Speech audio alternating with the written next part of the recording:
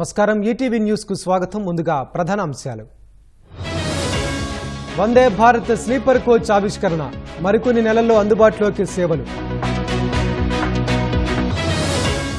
కోర్టుల్లో వాయిదాల సంస్కృతి మారాలి, సత్వర న్యాయం అందాలన్న రాష్ట్రపతి.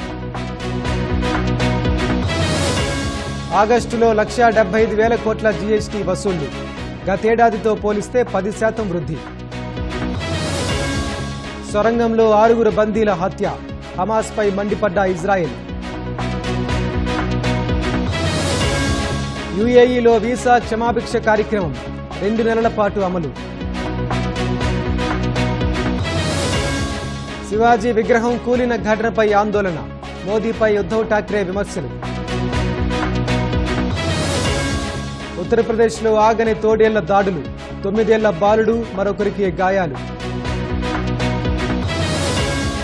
అత్యాచార ఘటనపై కోల్కతాలో నిరసనలు, కేసు పురోగతి సిబిఐ వెల్లడించాలని డిమాండ్.